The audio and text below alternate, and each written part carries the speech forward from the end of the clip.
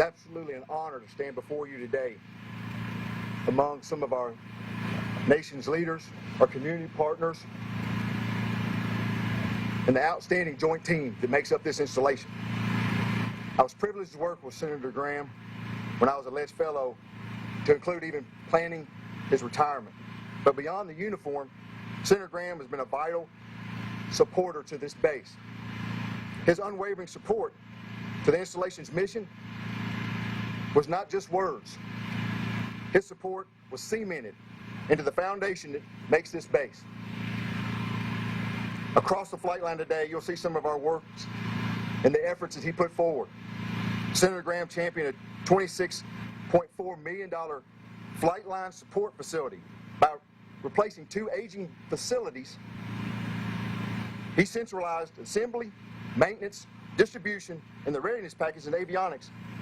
This facility guarantees this installation will remain as a premier launch pad for our strategic C-17 mission. Senator Graham also understood taking care of the mission requires taking care of our airmen. We're driving for the goal line today to open our new $29.5 million fire station. By modernizing this fire station, we're going to optimize our emergency efforts, the response capabilities, and the protection of these men and women who live, work, and serve here every day. As we unveil this new sign today, it's much more than a marker on our gates. It will serve as a daily reminder to every sailor, airman, Marine, soldier, guardian, civilian, contractor, that their mission is vital and their safety is prioritized and their sacrifice is valued by our highest level of government. To the leaders here today, thank you for your steadfast leadership. To Charleston community, thank you for being the greatest military hometown in the nation. And to the men and women of the Joint Base, keep demonstrating this capability because we are the premier power projection platform. Thank you very much. Have a great day.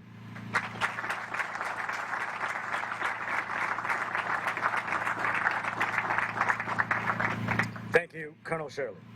It is now my honor to invite the Secretary of the Treasury, the Honorable Scott Bessent, to the podium for his remarks.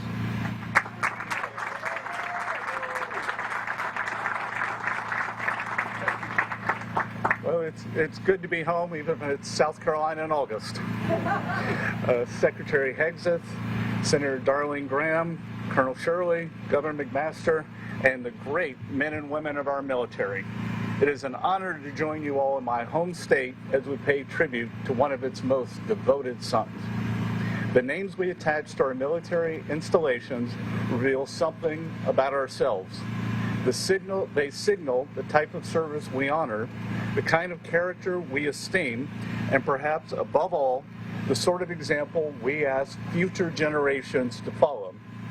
Today, this base takes the name of a patriot who embodied each of those ideals in equal measure. Of course, Lindsey Graham believed that the first obligation of the federal government is to keep its people safe. Keep its people safe. He carried that conviction for more than 3 decades in uniform and in Washington. And to place his name upon a base dedicated to our defense is to join Lindsey's memory to the cause that animated his entire life. But beneath the force of Lindsey's convictions was a man of uncommon warmth and generosity of spirit. However far duty carried him, Lindsey never outgrew the people or the places that claimed him as our own. He was a distinctly American ascent from central South Carolina to the pinnacle of the United States Senate. Along the way, the arc of Lindsey's life stirred the pride of every South Carolinian, myself included. It reminded us that in America, the circumstances of one's upbringing are never binding, and that the highest places remain well within the reach of those born far from power and privilege. Few men have traveled greater distances without ever leaving home behind. And across both of his callings in his life, be it the Air Force, Congress, on a base in Afghanistan, or on the floor of the Senate, he devoted himself to the same great purpose of serving a cause greater than self. Joint Base Graham is the backbone of our Air Force's C-17 fleet, the workhorse of our air defense. Before joining the administration, I would sit on my side porch here, overlooking Charleston Harbor, watching the squadrons of C-17s returning from their missions across the globe. Nobody does it like our amazing South Carolina pilots.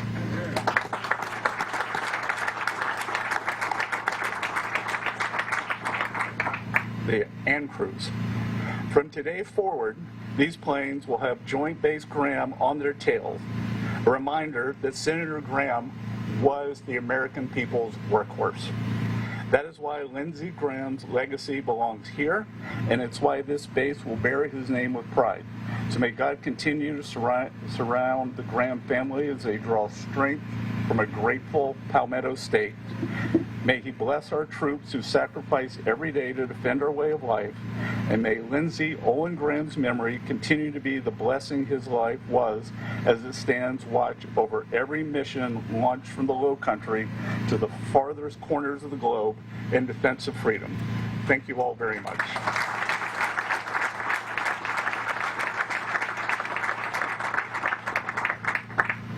Thank you, Secretary Bessent. It is now my honor to invite the governor of the great state of South Carolina, the Honorable Henry McMaster, to the podium for his remarks.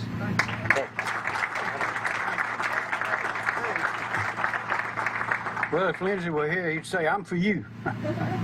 And he was. I'll try to be brief.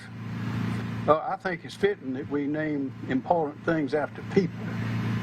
It presents an opportunity for some of those who don't know to ask, what happened here? Who was this man? Who was this woman? What did they do? Why are we putting their name on this monument, on this pedestal, on this building?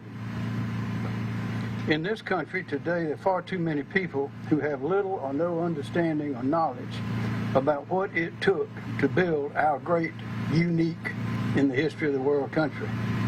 It took sacrifice, it took blood, and no state has given more blood, more sacrifice, and more sons than our state, the state of South Carolina. Lindsey knew that. I believe that is what inspired him. I believe that's why he dedicated his life in and out of uniform. Some people serve their country in a suit, others serve it in uniform, others serve it in casual clothes. Lindsey served it in all three. He made this state, his country, and his people proud. Our state's got a long history, unlike any other. From the day, June 28, 1776, when the South Carolina Patriots repelled the British Navy at the Battle of Sullivan's Island, under the command of Colonel Moultrie, William Moultrie, who now has his name on that fort, to the Battle of Camden, where more men, young men, were lost, over 1,000, biggest loss in the Revolutionary War, to Kings Mountain in 1780, Cowpens in 1781, when General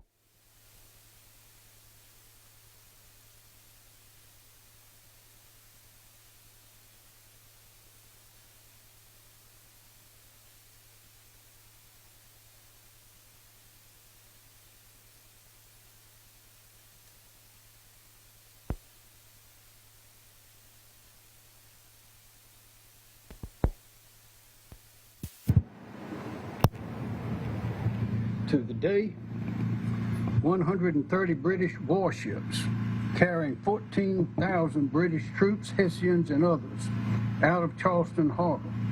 On December the 14th, 1782, South Carolina has given her all. And up to this present moment, when she's given us the life of Lindsey Graham. I don't know if Lindsey was ever in combat, but he was close to it. And he knew exactly what it entailed. He'd probably been around the world more than anybody else from our state lately. And clearly, he had the spirit and strength of all true warriors. He would not quit. And from time to time, he bared his fangs when necessary. Why did he do it? He did it for us. Senator Lindsey Graham, this poor boy from a little town in South Carolina, as he called himself, was one of the most consequential men of our times. He has given us a precious gift for all times, a powerful example of humility, patriotism, determination, and loyalty. It is most fitting that this most important place bear the name of Lindsey Graham. Thank you.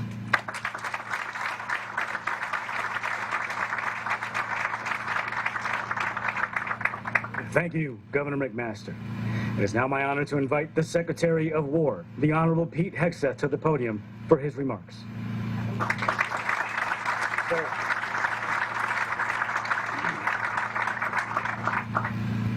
Well, Senator, Governor, Mr. Secretary, thank you for hitching a ride with us this morning. Son of South Carolina, all patriots that I've had a chance to work with our great Treasury Secretary, and he is a patriot of the highest order and loves our military. So it's an honor to have you here with us today.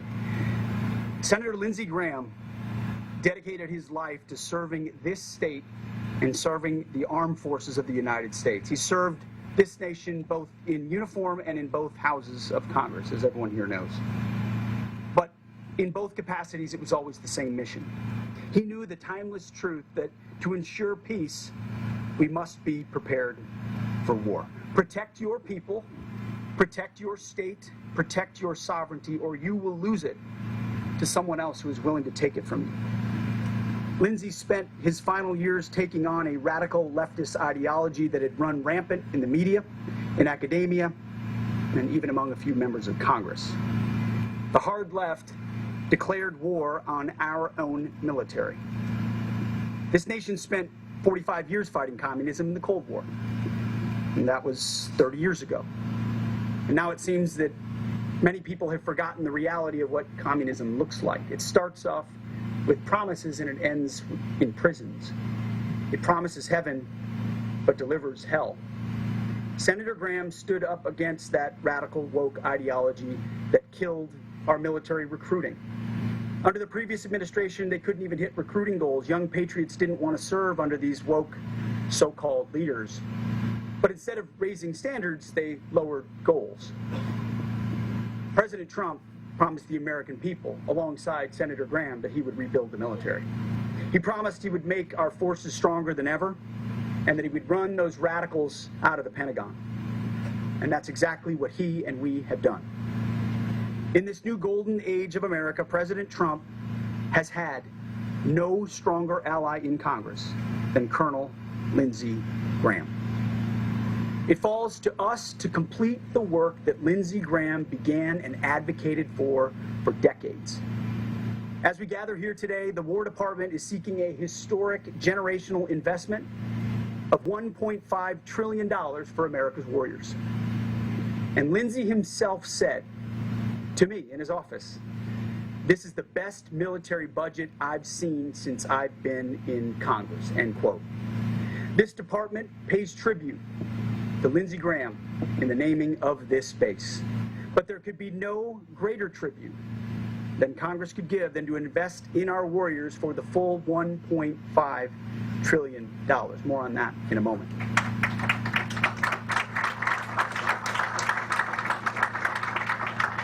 Fully funding our warriors would be one last great accomplishment for Colonel Lindsey Graham and a major part of his legacy.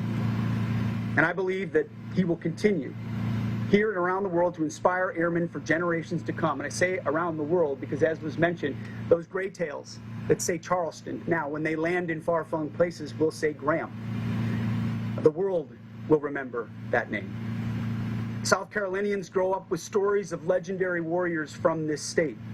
Warriors like the Swamp Fox, Francis Marion, who helped win our freedom at Yorktown.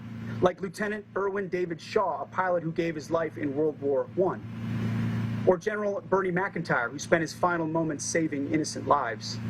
Or how about just a few weeks ago, President Trump gave the Medal of Honor to a Marine who fought the communists in the jungles of Vietnam, James Capers Jr.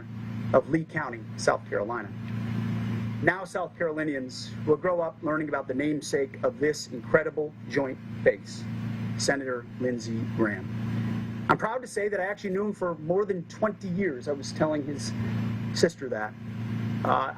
19 years ago, young lieutenant, First Lieutenant Pete Hegseth came back from Iraq, was a part of a veterans organization called Vets for Freedom that believed in the surge in Iraq and advocating for the troops on the ground. We were a young, scrappy veterans organization with no money and no access and connections. The first and only senator willing to meet with First Lieutenant Pete Hegseth and Nowhereville Vets for Freedom was Senator Lindsey Graham. He welcomed us into his conference room, sat us down as a bunch of lieutenants and NCOs and others around the table, fresh back from Iraq, who wanted the right strategy. And I'll never forget it in his accent. He sat there and he said, "Gentlemen," I can't do a Lindsey Graham accent. It always devolves into a Trump accent. He said, "Gentlemen, welcome to a place where you can still say the word victory." He believed in mission success. He believed in the troops. He believed in giving the troops everything they needed. And he served himself. In fact, a few years later, Captain Hegseth was an instructor at a base on the outskirts of Kabul in Afghanistan. And who came to visit? Colonel Lindsey Graham. I had mentioned that we were out there at the counterinsurgency school and we could give him an update on what the Taliban was up to. Sure enough, during his reserve duty, there he was. Jet lag is all hell, because that man had a schedule like nobody else. But he was there to hear from us because he wanted his ear to the ground from the troops of what was actually happening in the war in Afghanistan. Fast forward, I mentioned the military budget of $1.5 trillion. The last meeting I had with Senator Graham was about a week before his passing, or so, maybe 2 weeks before his passing. And he said, he's the Budget Committee Chairman. So, Mr. Secretary, what do you need for reconciliation? I said, well, in total, sir, we're going to need $350 billion for our military. That's what we believe gets us to $1.5 trillion. 115 in the base budget, 350 in reconciliation, and we'll be ready. He looked at me and said, how's 355 sound to you?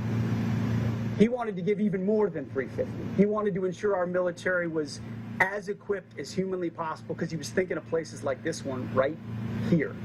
I saw firsthand as a young first lieutenant, as a captain in a combat zone, and as a secretary, the unwavering commitment of Lindsey Graham. And he knew that if you're going to seek peace, you have to be prepared for war. You have to have a prepared military. He talked the talk, and he walked the walk. And now, 20 years later, thanks to his help in the Senate, this administration is breaking recruiting records.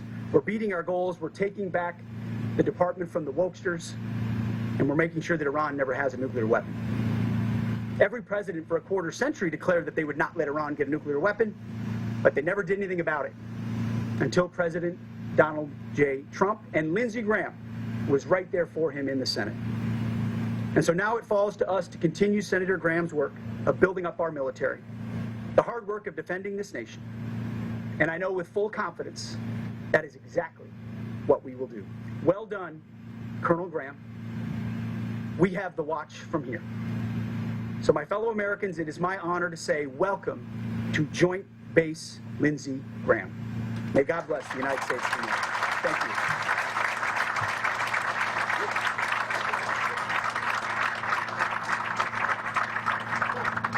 Thank you, Secretary Hegseth. It is now my honor to invite the Senator of the great state of South Carolina, the Honorable Darlene Graham, to the podium for her remarks.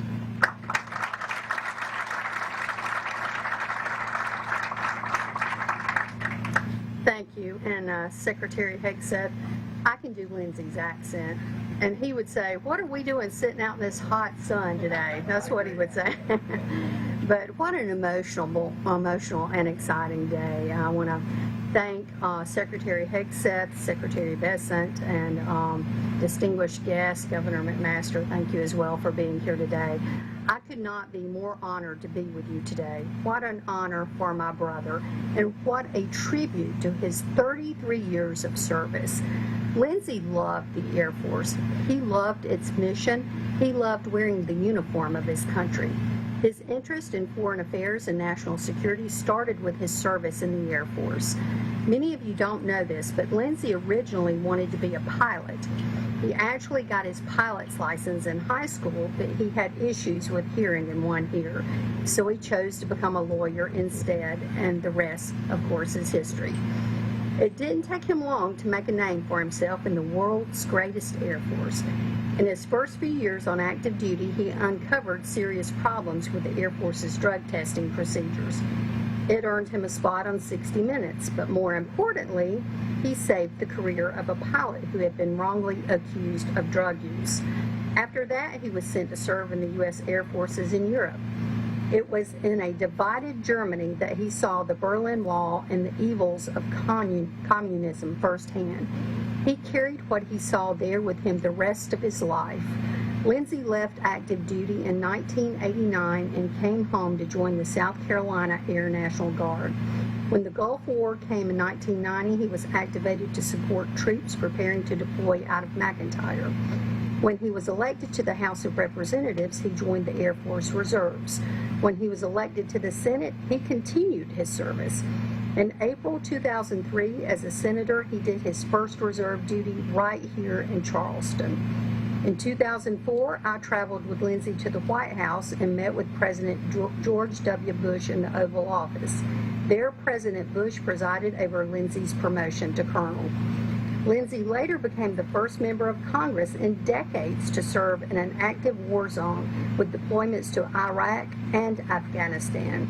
In 2007, while on reserve duty in Iraq, the cost of war truly hit home. Lindsey had spent days working on legal issues with Navy Commander Philip Murphy Sweet.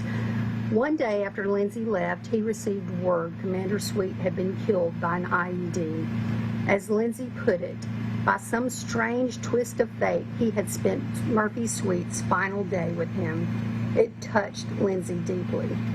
Lindsey retired as a colonel from the Air Force Reserves in June 2015, not by choice, but because Air Force policy required it. He had aged out.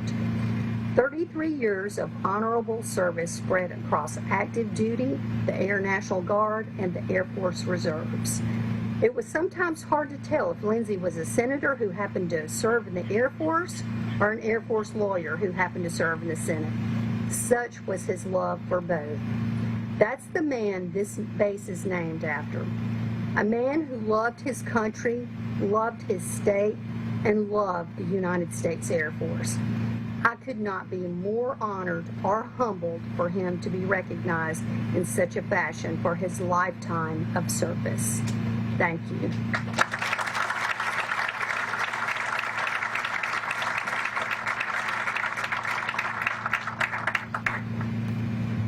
Thank you, Senator Graham. It's now my honor to invite our distinguished speakers and installation leadership to the installation sign for the unveiling.